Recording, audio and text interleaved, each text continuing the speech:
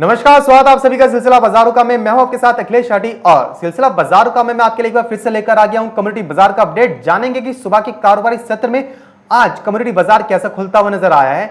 शुरुआत करेंगे यहां पे सबसे पहले कृषि फसलों से। आज कृषि फसलों में आज सरकार का एक बड़ा बयान निकल के सामने आया है और यह बयान निकल के सामने आया है चने को लेकर। जो भारतीय विनियामक बोर्ड है यानी कि जो सेबी है, सेबी ने चने के एनसीडीएक्स पर चने के कारोबार पर रोक लगा दी है, यानी कि प्रतिबंध लगा दिया है। और ये एनसीडीएक्स को निर्देश भी दिए गए हैं कि जब तक सेबी का आदेश नहीं आ जाता है तब तक चने पर कोई भी कारोबार नहीं हो सकेगा, चने पर कारोबार प्रतिबंध ही रहेगा। और इसकी क्या वजह रही है अभी तक ये सामने नहीं आ पाया है, लेकिन सेबी ने सोमवार शाम ये आदेश जारी किया है और तब तक ये वायदा कारोबार बंद हो चुका था। लेकिन इसका जो तत्काल प्रभाव से ये जारी हो चुका है वो आज से ही जारी हो चुका है, यानी कि आज मंगलवार के दिन ये जो आदेश है जारी हो चुका है और इसका प्रभाव हम चने के कारोबार पर देख भी रहे हैं। और जो मौजूदा कारोबार हैं, जो मौजूदा कॉन्ट्रैक्ट चल रहा है, उसको बस एग्जिट करने की ही जो अनुमति है वो कारोबारियों को दी गई है, सिर्फ स्क्वायर अप ही हो सकेंगे।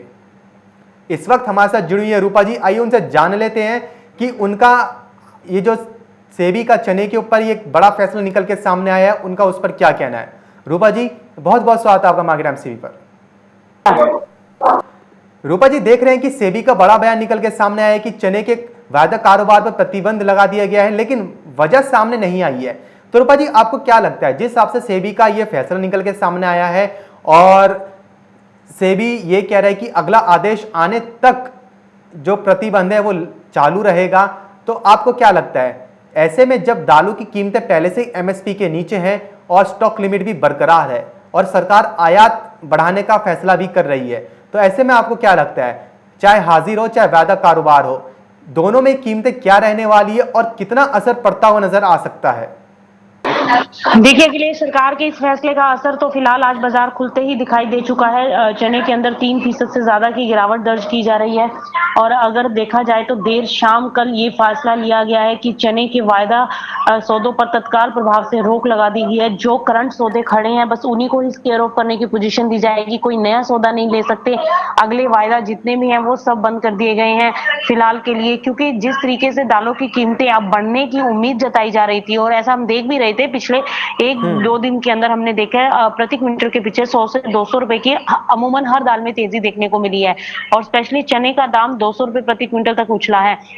तो सरकार पहले से ही चौकन्नी हो गई कि इससे ज्यादा और कीमतें ना बढ़े। इसके लिए सरकार ने ये एक बड़ा कदम हम कह सकते हैं इस दिशा में उठाया है कि कीमतों को किसी न किसी तरीके से कंट्रोल कर लिया जाए ताकि वो हाथ से ना निकले। और इसी के चलते सरकार ने ये देर शाम ये फैसला लिया और तत्काल प्रभाव से इसे लागू करने के भी निर्देश जारी कर दिए हैं।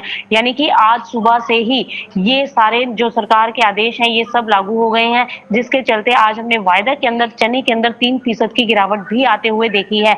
चना जो कि 5000 के ऊपर था, 5100 के आसपास हम ट्रेड करता हुआ देख रहे थे, 5167 रुपए सितंबर वायदा, वो आज 5000 के नीचे लुढ़क चुका है।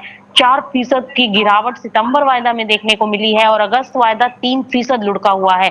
तो एक ऊपरी स्तरों पर जबरदस्त मुनाफा वसूली सरकार के इस फैसले के चलते व्यापारियों में डर का माहौल और इस वजह से कीमतों के ऊपर दबाव जो है वो देखने को मिला है। अब यहाँ से उम्मीद यही है कि शॉर्ट टर्म में कीमतों के ऊपर जरूर अंकुश लगता दिखाई दे सकता है और कीमतें नीचे जाते हुए दिखाई दे सकती हैं। फिलहाल के लिए मुझे लगता है कि जो अगस्त वायदा के बाद सितंबर वायदा है वो 4800 तक एक बार नीचे लुढ़क सकता है। जी, तो जैसे कि रूपा जी ने बताया है कि सरकार ने जो फैसला लिया है ये दालों की बढ़ती कीमतों को रोकने के लिए लिया है, क्योंकि सरकार पहले से ही देख रही थी कि जो जमाखोर हैं वो प्रोडक्शन कम रहने की वजह से एक्टिव हो गए थे और दालों का जो स्टॉक है वो करने लग गए थे।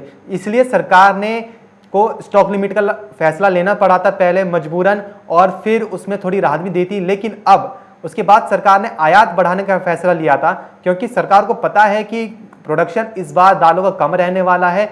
चने की जो प्रोडक्शन है वो भी कम देखने को मिले, चने का स्टॉक कम है भारत के अंदर। वहीं बात करें विदेशों की, तो विदेशों में भी चने का प्रोडक्शन कम है, स्टॉक भी कम देखने को मिल रहा है।